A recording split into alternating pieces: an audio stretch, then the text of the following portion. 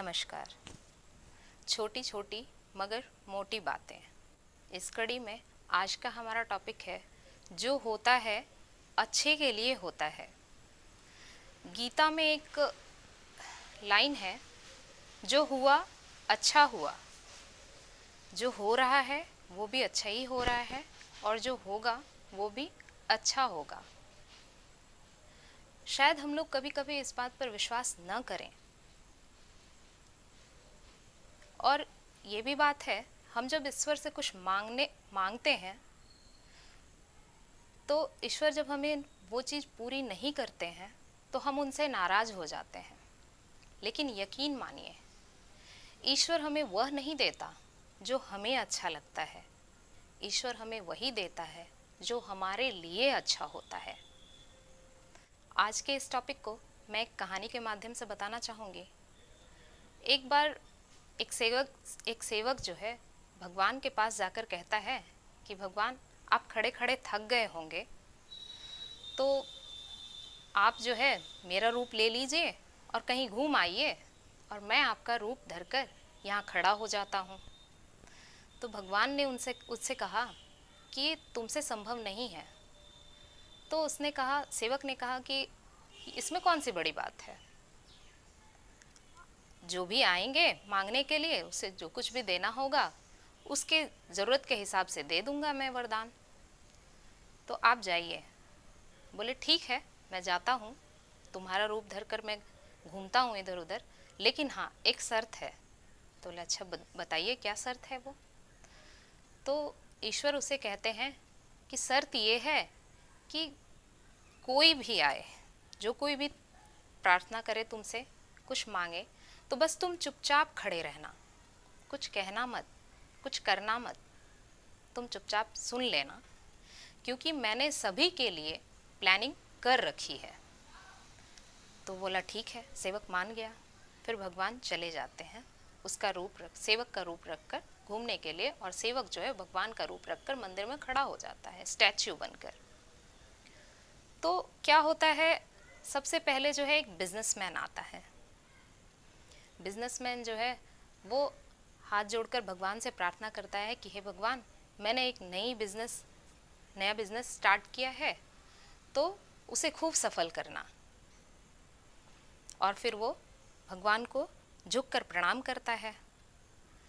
वही झुककर प्रणाम करने के दौरान जो है उसके जेब से पर्स गिर जाता है और वो ध्यान नहीं देता और फिर मंदिर से चला जाता है। जब वो बिजनेसमैन चला जाता है तो उसके बाद एक बहुत ही गरीब व्यक्ति आता है और भगवान से प्रार्थना करता है कि हे भगवान, आप मेरी मदद कीजिए, घर पे मेरे बच्चे जो हैं भूखे हैं, मेरे पास कुछ भी नहीं है जिससे मैं अपने बच्चों को खाना खिला सकूं। उनको जीने के लिए भोजन की आवश्यकता है, वो मैं नहीं दे सकता। भगवान आप ही हमारी मदद कर सकते हैं। फिर वो प्रणाम करता है भगवान को। अचानक उसकी नज़र जो है पर्स पे पड़ जाती है। वो पर्स उठा लेता है, पर्स में बहुत सारे पैसे होते हैं। तो वो भगवान को फिर धन्यवाद देता है कि हे भगवान, आपने मेरी प्रार्थना सुन ली, और फिर वो चला जाता है।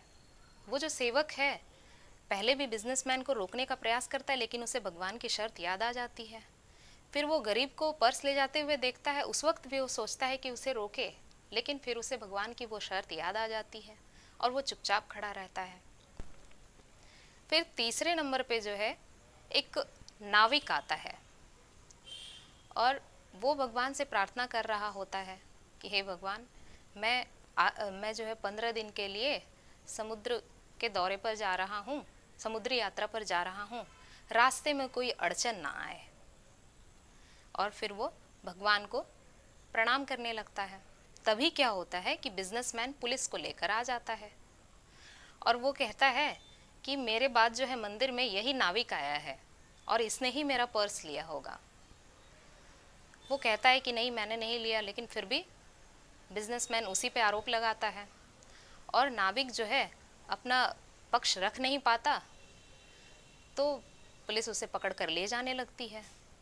तो जो सेवक भगवान का रूप रखकर खड़ा था उसे रहा नहीं जाता है और वो एकाएक बोल पड़ता है कि इसने ये काम नहीं किया, बिजनेसमैन का जो पर्स चुराने वाला व्यक्ति वो कोई और होता है, और फिर वो गरीब व्यक्ति पकड़ा जाता है, उसे सजा हो जाती है। फिर जब भगवान घूम घाम कर आते हैं मंदिर, तो सेवक उसे जो बातें घटित होती हैं वो सब सब एक एक कर बताता है अक्षरशः। तो भगवान उसे कहते हैं कि तुमने किसी का काम बनाया नहीं, उल्टे सबका काम बिगाड़ दिया। तो सेवक कहता है कि भगवान आप ये क्या कह रहे हैं, मैंने तो काम बना दिया। बिजनेसमैन का पर्स था और उसकी वजह से वो नाविक फंस रहा था जो बेचारा निर्दोष था, तो मैंने कहाँ काम बिगाड़ा, मैंने तो सबका काम बनाया। तब भगवान बोले कि देखो, बिजनेसमैन आया, तुम्हें पता है वो बिजनेसमैन कैसा था? वो एक नंबर का बेईमान था। दिन रात वो बेईमानी करके पैसा कमा रहा है, लोगों को लूट खसोट के वो पैसा कमा रहा है, दिनों दिन प्रगति कर रहा है। तो उसका पर्स गिरना ये तय था।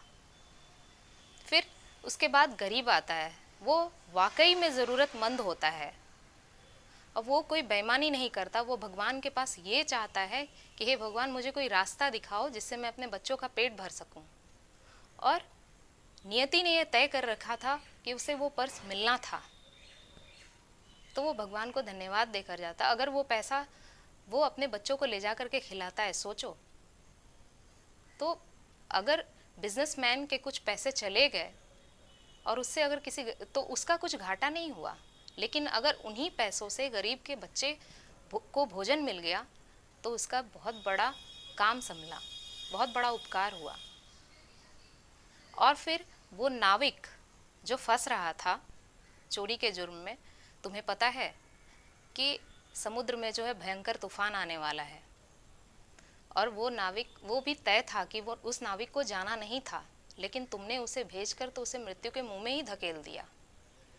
तब सेवक को लगा कि वाकई में भगवान जो करते हैं अच्छे के लिए ही करते हैं। एक तो ये कहानी है, और एक कहानी है अकबर और बिरबल की। अकबर जो है, अकबर पता है बिरबल उसका बहुत ही चतुर मंत्री था। तो एक बार क्या होता है कि वो दोनों शिकार पर गए होते हैं कुछ सैनिकों के साथ। रास्ते में कुछ ऐसी घटना घटित होती है जिससे अकबर की जो है एक अकबर का अंगूठा कट जाता है। तो बिरबल कहता है महाराज जो हुआ अच्छा ही हुआ। तो अकबर को गुस्सा आ जाता है और वो कहता है एक तो मेरी उंगली कट गई और ये कह रहा है कि जो हुआ अच्छे के लिए हुआ, तो ऐसा करो इसे जेल में डाल दो। अपने वो दूसरे सैनिकों को आदेश देता है इसे जेल में डाल दो। तो बिरबल को जेल में डाल दिया जाता है। फिर अकबर जो है अकेले ही कुछ सैनिकों के साथ शिकार पर निकल जाते हैं और रास्ते में जो है तूफान आता है जिससे वो सैनिकों से बिछड़ जाते हैं। और फिर जो है कुछ आदिवासी, जंगली आदिवासी जो होते हैं वो उन्हें पकड़कर ले जाते हैं अकबर को, और वहाँ पर बलि देनी होती है। अकबर की बलि देने वो लोग देना चाहते हैं। अचानक जो है उन किसी एक आदिवासी की नज़र उसके कटे हुए अंगूठे पर पड़ जाती है, और वो जो आधा कटा हुआ शरीर की वजह से उसकी बलि रुक जाती है। फिर जो है अकबर वहाँ से चला आता है वापस। उसे लगता है कि बिरबल ने बिल्कुल सही कहा था कि जो हुआ अच्छा ही हुआ। अगर मेरी उंगली नहीं कटी होती तो आज मेरी तो बलि वो लोग चढ़ा ही दिए होते, मैं मर ही गया होता। और फिर वो जल्दी जल्दी आता है और सैनिकों को आदेश देता है कि बिरबल को छोड़ दो। और फिर वो जाकर बिरबल से कहता है कि मुझे माफ़ कर दो, मैंने तुम्हारी बातों को गलत अर्थों में लिया, तुमने सही कहा था बिल्कुल कि जो होता है अच्छे के लिए ही होता है। तो बिरबल कहता है कि महाराज आपने मुझे बंदी बनाकर भी अच्छा ही किया। तो बोला वो कैसे?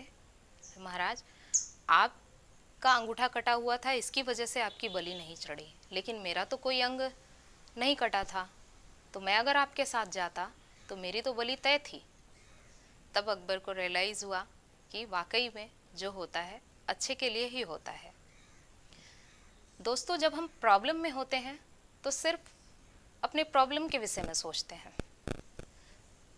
सॉल्यूशन के विषय में बिल्कुल नहीं सोचते। तो उस वक्त यदि हम इस बात पर विश्वास करें कि जो होता है अच्छे के लिए ही होता है, तो यही विश्वास यानी ईश्वर पर भरोसा, जो होता है अच्छे के लिए होता है। कहने का मतलब ईश्वर जो हमारे लिए करते हैं वो अच्छा ही करते हैं।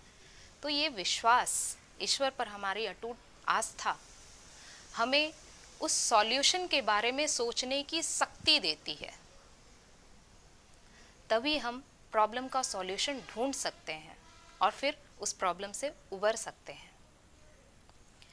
तो हमेशा पॉजिटिव और अच्छा सोचें तो प्रकृति से हमें वही चीज़ वापस मिलता है। और फिर हर घटना में कोई ना कोई अच्छाई छिपी होती है, जिसको हम लोग उस वक्त तो नहीं देख पाते, लेकिन काफ़ी टाइम बीतने के बाद जब कुछ अच्छा होता है तो लगता है कि उस समय जो भी हुआ हमारे साथ अच्छा ही हुआ। अगर वो नहीं हुआ होता तो शायद आज मैं इस जगह पर नहीं होता, इस मुकाम पर नहीं होता। ये हम अपनी सोच पॉजिटिव रखें तो यही सोच हमें, यही पॉजिटिवनेस हमें विपरीत परिस्थितियों में जीने की एनर्जी देता है, शक्ति देता है। कहा भी गया है दोस्तों, एक आशावादी जो होता है, आशावादी लोग जो होते हैं, हर कठिनाई में अवसर ढूंढ लेते हैं।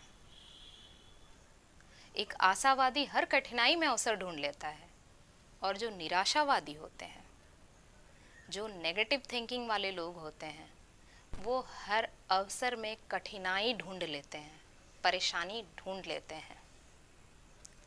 तो आज का जो ये टॉपिक था वो ये था कि हमेशा सकारात्मक सोचें, और यदि हमारी सोच सकारात्मक होगी तो हमारा जो काम होगा वो ज़रूर सक्सेस होगा। और तभी हम कह सकते हैं ईश्वर हमारे लिए जो भी करता है अच्छा ही करता है।